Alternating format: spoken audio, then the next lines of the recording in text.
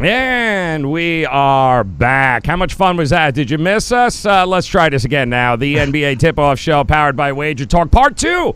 Part 2. In case you missed Part 1, you'll have to rewind it because Marco gave his Knicks pick there.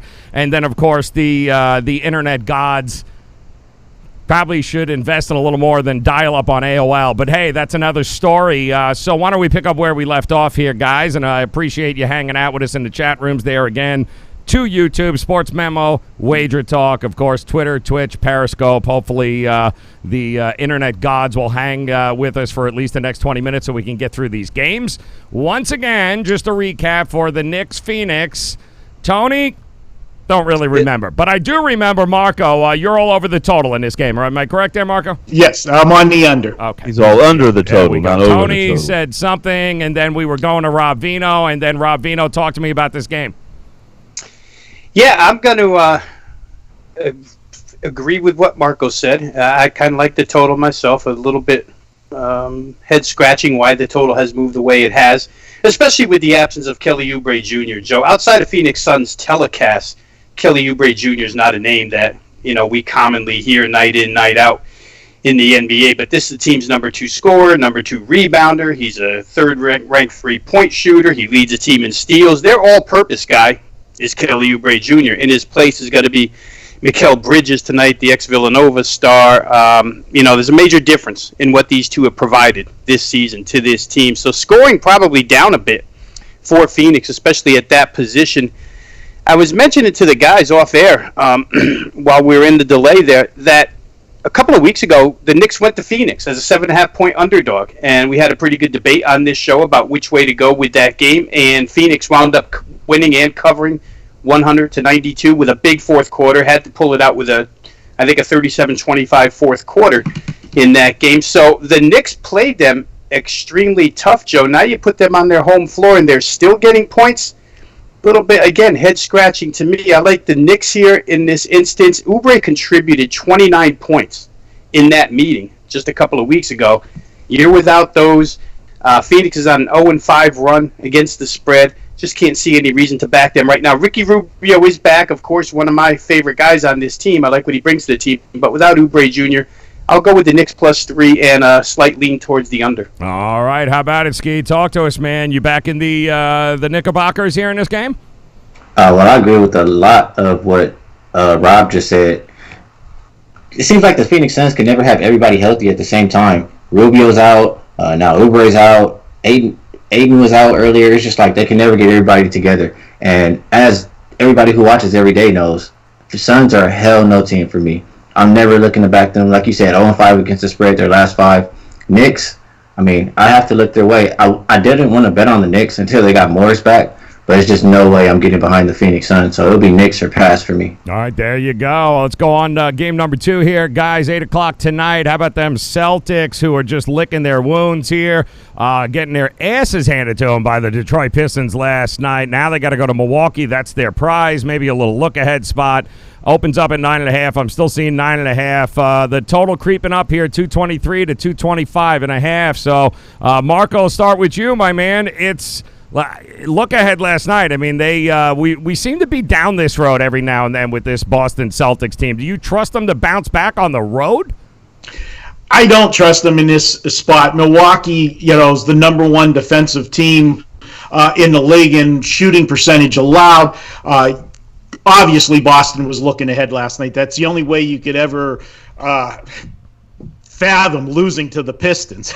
Come on. I think, we would have a shot, the 4 of us. No, we wouldn't. But Detroit's not good.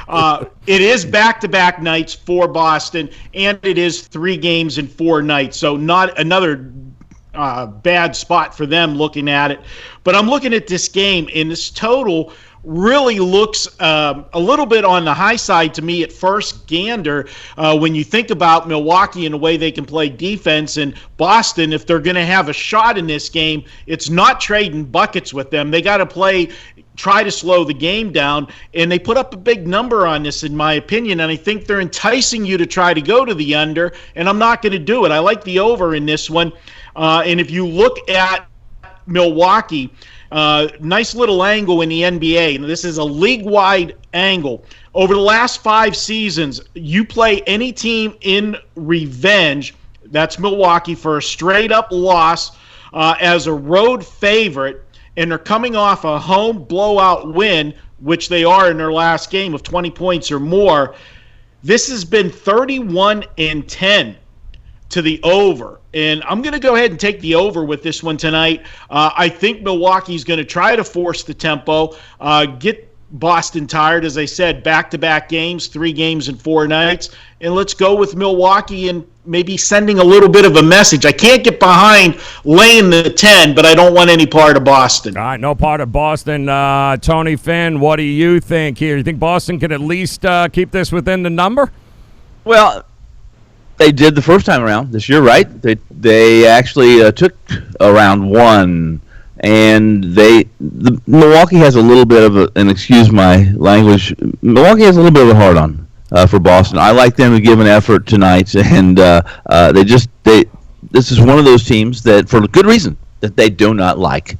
And I thought they kind of slept walk, if you want to call it, through their past road trip, and I think you're going to see a big game from Giannis. I like Milwaukee. It's a big number to lay against a quality playoff contending Celtics team that's well coached, but has a great big Greek size hole in their front court. I like Milwaukee tonight, even though I have to lay almost double digits.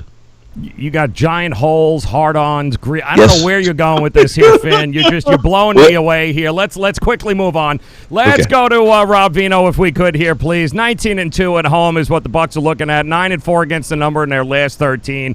There is some sort of Greek hole, apparently, according to Tony Finn here. He put up 37, 9 boards, 4 assists in his last game. He's a different animal, but I don't know. The Celtics, they got to feel a little sense of desperation here, no? They should, and I'm going to go back to Marco's statement about the 4 of us and our chances against the Pistons, and I figure all we would do is feed Ski and set a bunch of picks, so maybe we have half a chance if he'd only missed 37 shots. We got a chance. I don't think that Tony's the number 1 option on that 4-man team. Maybe he is. Get him down low. Only in the beer basket. You won't even show up at the right court. Who are you kidding? All right, you got to be kidding me. Yes. To this game, let me get to this game real quick. The injury report seems to be cleaned up a little bit, guys. Mm-hmm. Last night, Boston's without Jason Tatum. He's in tonight. Last night during the game, Jaylen Brown sprains his thumb. He's most likely in tonight. He claims it's not that serious, and he'll play. So it's a full complement of Boston Celtics. And boy, Brad Stevens was an irate head coach last night. Very seldom do you see Brad Stevens get upset to that degree. It's kind of out of character for him. But Boston allowed a season-high 60.5% field goal percentage to the Pistons last night, which is a good reason to get upset and a good reason to preach defense for tonight's game. I was going to be all in on the over here because the past week or so I've talked about how Milwaukee's shooting percentages were un-Milwaukee-like, and they had been down. They came back. They shot pretty well their last game. But with Boston focused on defense, which I think they will be with their head coach's comments last night, I'm a little scared to play this thing over right now. Milwaukee moving to a 10-point favorite with these 2 guys probably in the lineup now is a little bit head-scratching as well. So there's just too much conflicting out there for me. I thought I was going to lean toward over. I can't right now because I think that Stevens will have Boston ready to play defense. We'll see how it goes, but I don't think I have a play either way here. All right, no play there. All right, Ski, I can count on you, man. Give me the dog here. Boston tonight, right? Take the points? It's tough. Trying to Boston, suck him right up into it. I wanted to play them, but I wanted them to play less minutes last game. Yeah. Everybody played like over 30 minutes, so it just kind of made me get away from it. But things I was looking at, Boston's been good as a road dog, 5-3 as a road dog, 6-1 the last 7 as a dog, period. Last 5 game stats tell me their offense has been better, they're rebounding better, but it's just tough. After seeing them last night playing all those minutes and knowing Milwaukee's rested and ready, they're more than capable to win by double digits, so I'd have to lean towards Milwaukee. And Marco made some great points on the total. I always try to think who controls the pace, because I do think after playing last night, Boston will want to play like a slow down game, and Milwaukee wants to play faster. Who controls the pace, the home team or the better team? I think the home team could be the better team, so I think Milwaukee will control the pace. They're number one in pace their last 5 games, and I could probably see it getting over. Yeah, it's just it's a hard time scoring right now for the Celtics. Putting in, it's the doldrums of January this time of year. They will bounce out of it. This is a tough place to do it, averaging 107 points per game on the road, but man, if you're having a hard time scoring, this is not the place or the dude that you want to go up against. So it's going to be a tough sled ahead there for the Boston Celtics tonight, which brings us to game number 3 on the card here tonight, guys. Utah Jazz on the road, taking on the New Orleans Pelicans. Laying 5 on the road is the Utah Jazz. That appears to be pretty much the number in a lot of places. Total also kind of frozen at 225, 225 and a half. So the Pelicans get a little morale boost. You got Zion. He's going to be back out there the 22nd against the Spurs. That's what they told us. So he's practicing a little bit. And then, you got the Utah Jazz patting themselves on the back. What is it, 10 in a row here, guys, I believe. They've covered in all but one, if I'm not mistaken. 10 in a row, covered all but one of those, albeit against some of the, the dregs of the NBA. I don't know. New Orleans has got a lot going for them right now. A dog at home here, Marco. Talk to me, man. Might you go dog shopping in this game? I actually am going dog shopping in this one. And, who would thought that Utah would be the hottest team in the NBA? 15-1 straight up. Are they the last 16? And this team is just rolling, but they're going to be catching a team that, although they're rolling straight up, I like a team that's rolling ATS, guys, because that's where you make the money. And the Pelicans, 9-1-1 on the recent run against the spread. And I love to look at angles and situations. And when we're looking at them, there's two types of angles. You either have a team-specific angle or a league-wide angle. And the league-wide angles have more substance to them because it's always going to be a bigger sample size. And going back the last 5 years in the NBA, if you play against favorites of 3.5 to 9.5 points, hot teams that have won 15 or more of their last 20 games, when they're playing a bad team, and by a bad team I say a team that's got a win percentage of 40% or less on the season, you would think in theory that those hot teams should continue to roll, but they don't. If you bet against those teams, you'd be 33-11 against the spread the last 5 years, and that's going to put me on the Pelicans. They're hot. I'll take them plus the points. And as you said, the future's bright for the Pelicans. Zion's just around the corner. This team, they're building for the future. They're playing well. Let's go ahead and get them. Normally, guys, if you follow me, they're returning home from a road trip. And you guys have seen me talk about it many times that I normally don't like teams that first game back at home. But it's negated by the fact that they've had 3 days in between games. They last played on the 13th. Today, obviously, the 16th, so they've had time to get back home, take care of business, the kids, the wives, the girlfriends, and all that stuff. They'll be all business tonight. I like the Pelicans. Well, all right. You heard it there, Tony Finn. Pelicans at home as a dog. Help is on the way. Zion and quite honestly, he looks like he's got a gluten allergy or something, so he could use a little exercise here, blowing up like a tick on the sideline, passing out, or whatever the hell's going on there.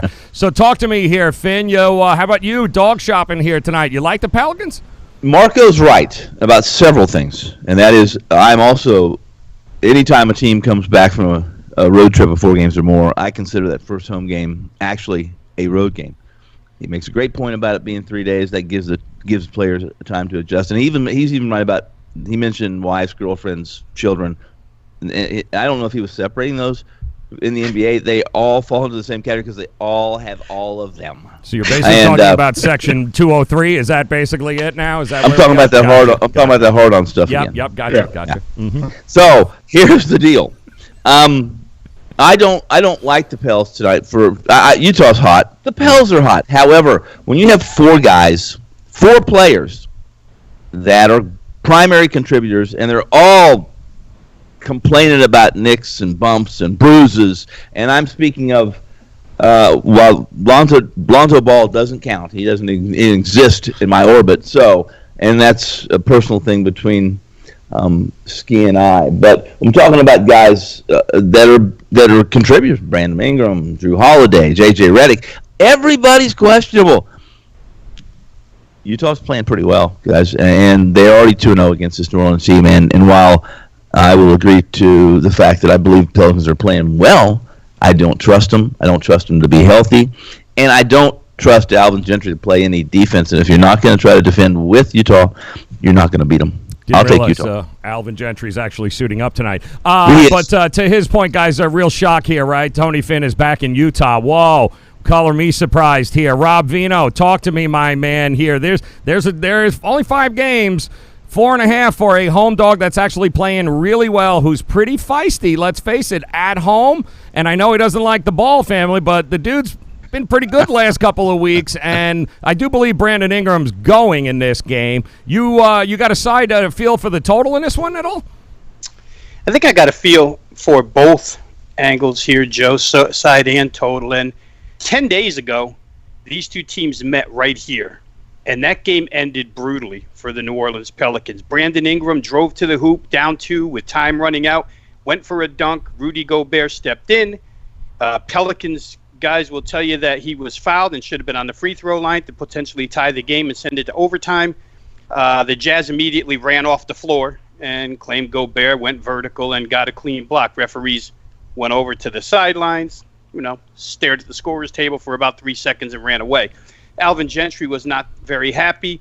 The NBA, I won't say more than any other league, but just as much as any other league, is really predicated on those red circle type games that you circle, that you wait for, that you anticipate to play again.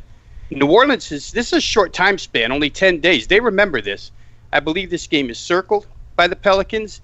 Brandon Ingram was the guy who drove to the hoop at the end of that game. I think he'll play. I see him listed as probable now. Certainly he wants to get back. He had a 35-point performance in that contest.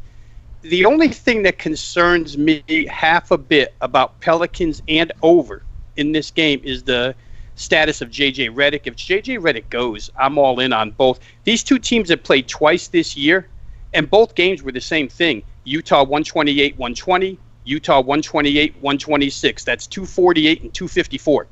And the totals in those games, the closing numbers were 226 and 221, right in the vicinity of what we're looking at tonight. So for me, I think Pelicans plus points. As we've been talking here, the game has gone down, as you mentioned, Joe, from 5 to 4.5. So there's some Pelican money out there, but I like the dog and the over. All right, Ski, come on, talk to me. Please tell me you're going to throw it right back at Tony and tell him how wrong he is. Come on, please do it. Come on. I love how you let me be last, so I can have just, I had too much to say about this game. Let everybody else soak it up first. I agree with a lot of what everybody said.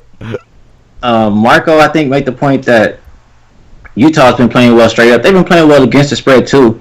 10-1 against the spread, but the one time they didn't cover was against this Pelicans team. And, Joe, you said their schedule's been soft. That's very true. They've been playing all cream puffs throughout this whole trip. They were, the goal for them was to get 10 wins. You heard the players say it. You heard Quinn Snyder say it. Now they got the 10 wins. They're okay with the Pelicans. As one of you guys said, I don't remember. I think it was Rob. They remembered this game because they felt like they got robbed. They had a chance to win at the end. Yep. So Pelicans are just as hot as the Jazz. These have both been bet on teams for me. I've been saying right the Jazz, right the Pelicans. But the Pelicans, I have to side with them getting the points. I think the market may be catching up to the Jazz, and I just have a couple trends for the Pelicans. 5-1 against the spread last 6, 7-1 last 8 as a dog, 4-0 last 4 at the house, 5-1 against the spread on 2 days rest. And as far as the total, I'd have to go with the over. I do think Ingram's going to play, and I would love it if J.J. Redick plays. Even if he doesn't play, I still think they can get there. Pelicans are playing at a faster pace. Utah's been playing faster. It's went over the last 8 games for the Pelicans, over 4 of the last 5 for the Jazz. And I just think it's points. I think it's Pelicans. And Tony Finn, it's a bet if you want it. Ooh, What's one? Side bet. It's a side bet. I can feel it. Yeah, it's here. Watch. I'm all in. He's all, dude, he dropped a pile of chips right in the middle, dude. He just shoved in on you, man. Oh, All right, so let's get the numbers down here correctly. So how many are you giving them? You taking the 4.5 straight up, or what are you doing? Yeah, whatever that number is, I'm taking it. 4.5. Finn, what are you in, Finn? No, yeah, give him 5. Oh, he's rounding it up. Oh, damn, there's some value in that. All right, love it. All right, it's in. Side bet number 1 is up. And a big shout-out, by the way, to the peeps here in the YouTube chat room joining us. Brad Ski, Dave Stewart, Ninja Chris. You guys rock. Thank you very much for hanging with us here and remembering that, YouTube, Twitter, Twitch, Periscope, SportsMemo, YouTube, Facebook, you name it. We are broadcasting to you live here, guys, so appreciate your time. And let's move on, guys. Second one of these West Coast games here. How about this one? The Orlando Magic, and I'll start with you here, Ski, because they upended your boy there, LeBron, last night, man. Totally. You were a hell no on Orlando last night. Embarrassing. Whoo, that was tough to get through, my man. But the good news is, just like Cleveland a week ago, they had to stay at the Staples Center and welcome in the Clippers now here tonight. I'm looking at 11.5. It looks pretty steady. 215 now from 217.5. So talk to me, man. Are you going to back the other LA team here tonight? You know, I hated that game yesterday. But in this one, I think it's more the same we saw with the Cavs. I think Orlando kind of gave it their all, or they played a really good game yesterday. Players played a lot of minutes. They were already shorthanded. I'm not sure if DJ Augustin or Fournier are going in this one, but they were shorthanded last game, and Clippers are rested. So I think the Clippers can take care of business, and I'm not quite sold on the total, but both teams top 10 in pace over their last 5 games, so I might lean more towards an over. I know the Clippers have went over 8 of their last 10 as a favorite, and Orlando over 12-8 on the road. Love it. All right, Marco, talk to me here, my man. You can start off making fun of the Lakers if you like.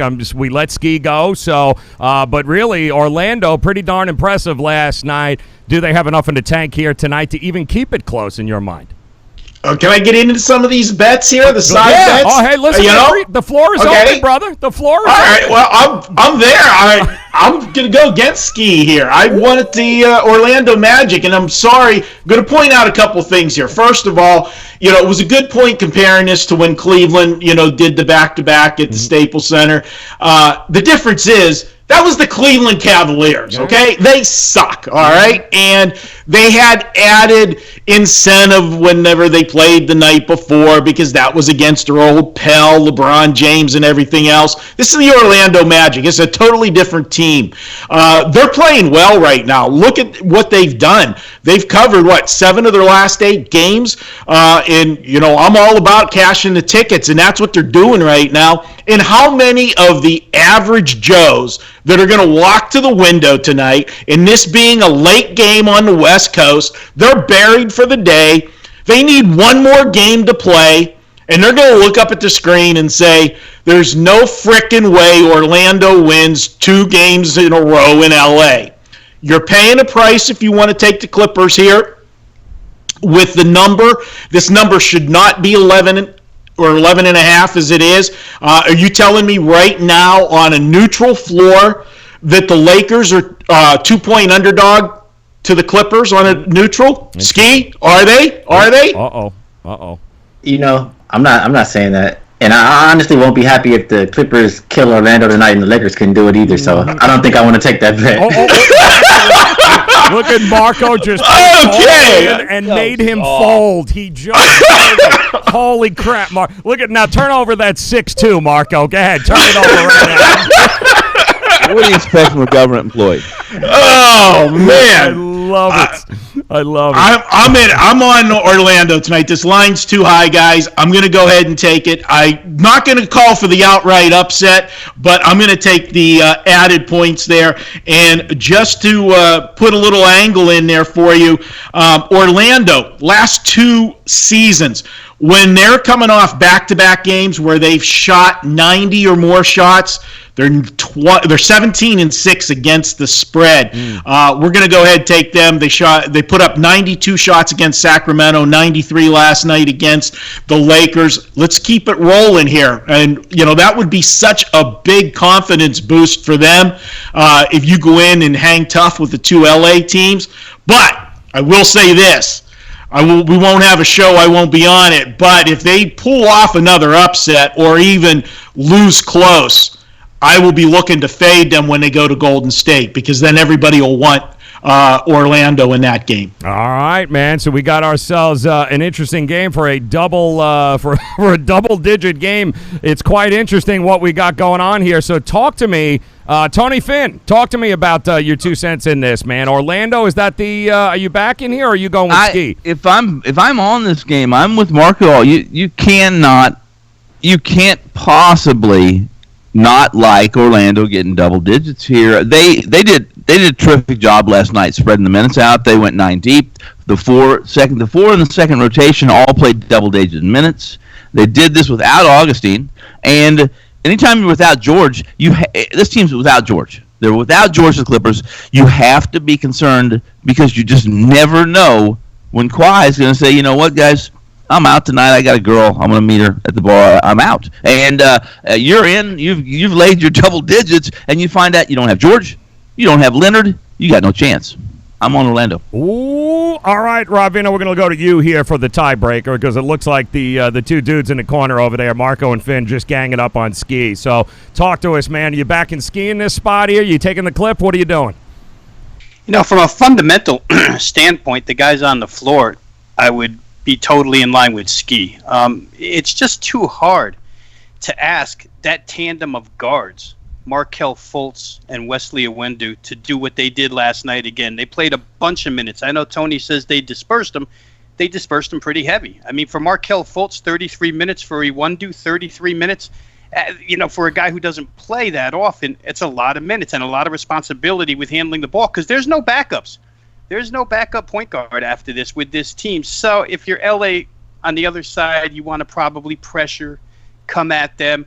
I could see a real fatigue second half out of the Orlando Magic. Let's face it, they had to play what were important minutes down the stretch of that game. Lakers go on a 30-6 run. Orlando's now forced to play down the stretch. A little bit tired. I know there's no travel involved because you're in the same arena, but that city's involved. Who knows what these guys do afterwards? I don't know. And the 7-1 stuff that would scare me about playing the Lakers here goes down to the technical stuff and the situational stuff, because as Marco pointed out, Orlando's a hot team, 7-1 last 8 against the spread, and we know they've done that with injury situations across all 8 of those games, no matter who it was. Sometimes it was Aaron Gordon we were worried about. We know Jonathan Isaac is now out for the year. They've played without him for a while. And then last night it was out the 2 guards. I don't see either of these guards playing tonight from what I read. Evan Fournier, I think you can count him out. DJ Augustine had an MRI yesterday. I think you can count him out. And, it makes it a real tough call, Joe. Do you want to believe in the trends and the numbers, or do you want to believe in what's going to happen on the floor fundamentally? If LA comes to play Paul George or no George, they're far deeper than what Orlando is. And second half, I could see making a lot of money either in-game or with a second half wager on the LA Clippers, because I think this thing gets away from Orlando second half. Yeah. I knew Rob was my boy. Yeah. And I'm going to go even one better. I think the whole second half is going to be filled with nothing but a bunch of backups. You're going to get a lot of Lou Williams. You're going to get a lot of Montrezl Harrell. You know why? Because they're going to be a double-digit lead at halftime for the Clippers. Give me the Clippers in the first half in this game. They are going to blow it out early. They are not going to be even remote. They ain't going to let them think they're going to be around like they were for the Lakers. So I'm telling you, I'm taking the Clips. First half, Ski, I got your back, man. Give me the Clippers all day to get it done so everybody else can rest in the second half, including whatever scrubs they're going to pull out of the audience there to play for Orlando. Final game here, guys. And by the way, put your money where your mouth is. Listen, you ain't bluffing me with 6-2. My ass is all in. Don't you worry about that. I can assure you of that. Last game on the card here, guys. Before we get to it, we'll do some best bets after that. Do want to remind you guys also, WagerTalk.com is where you got to go. These 3 guys here, Ski, Marco, Tony, plays up, available right now at WagerTalk.com. And, of course, Rob Vino, you got him over at sportsmemo.com, which I believe $59 gets you a free 7-day packet. Not free, well, $59 gets you a 7-day. You get every one of Rob's plays for 7 days for just $59 over at SportsMemo. So take advantage, guys. WagerTalk.com, sportsmemo.com. All right, let's talk GS, baby. Golden State taking on the Denver Nuggets in this matchup. Guys, the latest odds, somebody likes Golden State. Opened up 5.5. I'm seeing 4 right now. Hell, even 3.5 in some places, guys. 211 is a total. 212 I'm seeing, and also a few other places now. Golden State at home. They're getting love. Tony Finn, I'm starting with you. You're going to back my GS tonight, aren't you? I am not. Oh, for Christ. Well, I'm not going to back them. I'm not going to as a standalone or single them out. I will say that I think they show good energy on most nights, especially at home, and defense is half energy. It's half effort. It's what you need to have to be at least adequate on the stop end of the floor. I like the under in this game, guys. I like the under, mostly Denver. Denver's tied. Listen, Denver's going to start growing a little weary as they continue down this road stretch, and as all of us know, Golden State has played to the under for the most part this year. No Gary Harris, I believe. No Paul Millsap. Ski, talk to me here, man. What do you think? GS tonight all the way? Take the points?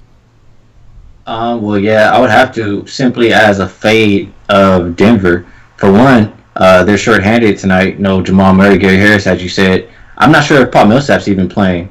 He's not. He's not. Yeah, he's not playing. He's not playing either. So. Yep. And they could be without Jamal Murray. I think there's a chance too. He won't. I think Murray's out. I mean, he's out. Sure. Again last night. Yep. I don't know the fact, but so I mean, I know they're a deep team, but they already haven't been good. They're 1-5 on the second of a back-to-back, and their last 11 games as a favorite, they've only covered 1. I think that was last night. Mm-hmm. So I'm not looking to back Denver anytime soon. Golden State would have to be the play as far as the spread and the total. I agree with Tony Finn. It's went under for the last 5 games for Denver, under the last 5 for Golden State, and just a lot of guys missing for Denver. I think they just want to get in and out of the game, take the air out of the ball, and under. You're going under, baby. He's going under. Marco, let me ask you, man. I mean, here's the deal. We got a young Warriors team. The word inconsistent comes to mind. They can play 9 crap games. The 10th game, they'll come out, and they'll beat you 150-98. So what do you do? At home in a situation with a banged-up Denver team, do you trust D'Angelo Russell and Draymond and company to be able to get the job done here? Well, I'm not ever going to use the word trust and talk Golden State, okay? But if I had to play this game, and of all the games on the card tonight, this is my weakest opinion, I would take Golden State. And the reason for that is you've got Denver playing the back-to-back games, and this is a 1-game road trip. You want to talk about if there's a game ever for them to just mail it in, it's this one. You had a nice win last night against Charlotte. You win by 14. Now you go on the road for 1 game, and then when you return back home, you got a couple days off, but you got Indiana coming into play. I just don't see them being mentally prepared for this game. And then you look at a stat with the Denver Nuggets. If you go back and look over Denver for the last several years, they are 4-15 against the spread in road games the last 3 seasons if they're coming off a home win of 10 points or more. I can't lay points with Denver, not with the scheduling spot playing last night. And you look at Golden State, as bad as they are, you know, even though it was a back-to-back, you're still laying a premium because the books know they're taking money against Golden State every night.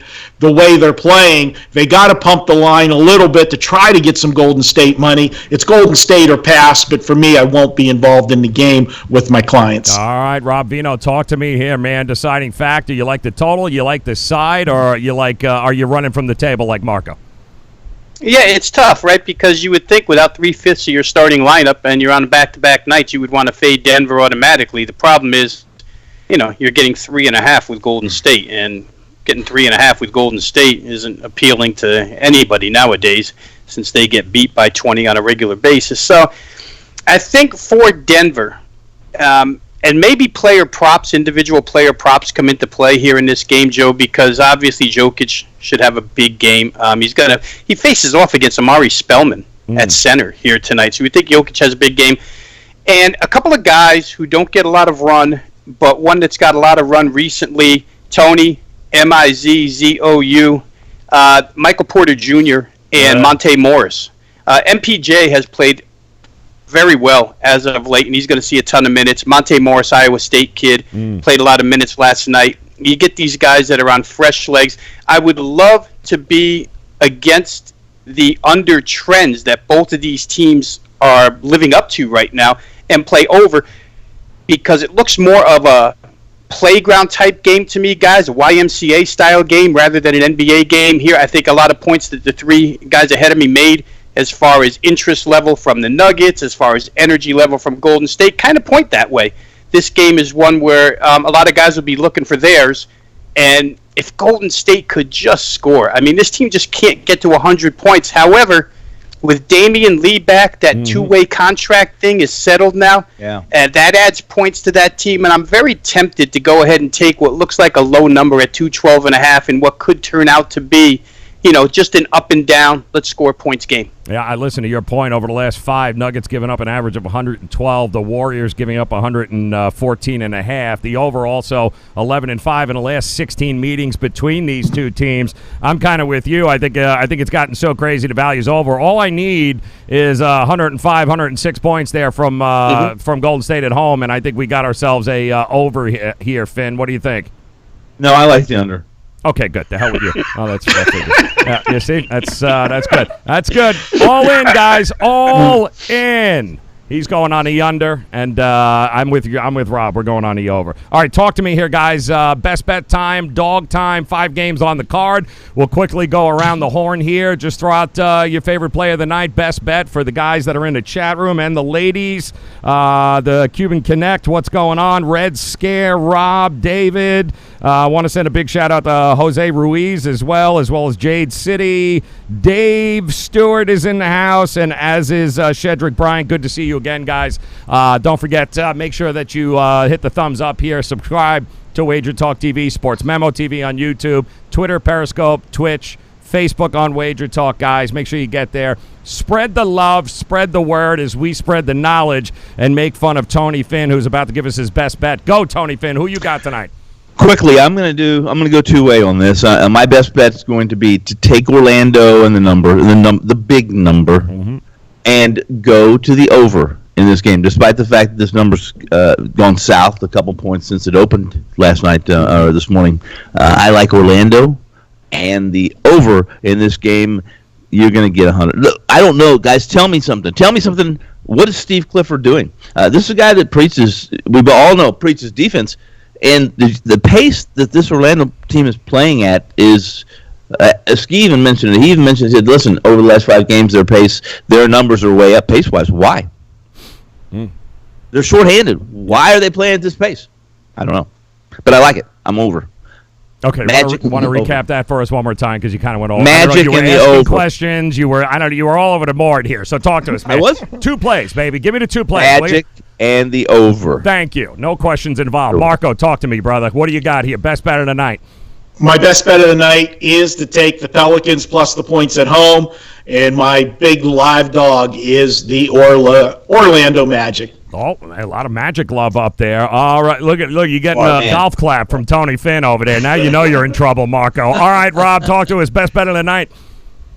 Yeah, I think I'll go with 2 as well, Joe. I like the Pelicans-Jazz game over the total. I think what they've shown us through 2 meetings indicates that contest, that matchup is what it is, and they're going to score points. We get a number that's in the same point frame as the total has been the first 2 times. So give me over 225 in that game. And my favorite dog of the night is the Knicks plus 3. I just can't see Phoenix laying 3 on the road here without Kelly Oubre Jr. So Knicks plus the 3.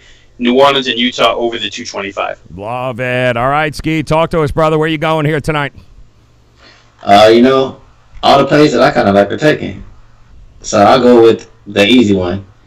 I'm going to fade the hell no Suns, and I'll take the Knicks. Ooh, going Knicks. See, I'll give him a golf clap like Tony. That was very nice. That's good. I love that.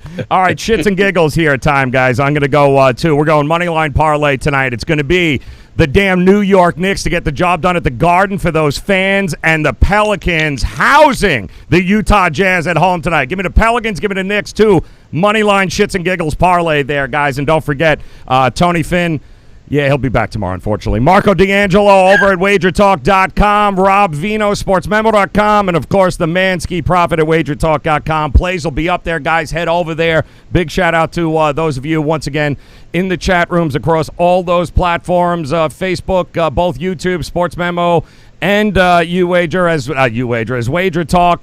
Don't forget also Twitch, Facebook. Like the pages, guys. Spread the word. Come back and join us again tomorrow. Marco, appreciate you, brother. Thank you for the time today. Fun hanging out with you guys. You rock. Yeah, see that, Finn? Even he's being nice. It really was here, fun.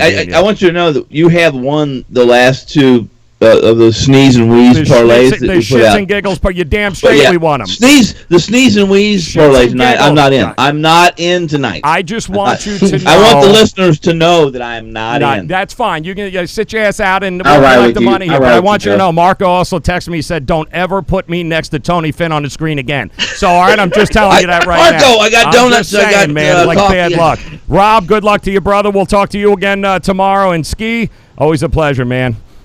Likewise. Don't forget, guys. Let's go shits and giggles. Let's do Thanks it. for Shits and having us, giggles, Joe. baby. WagerTalk.com, guys. Get there. Enjoy tonight. Thanks for making us a part of it. We'll talk to you again tomorrow.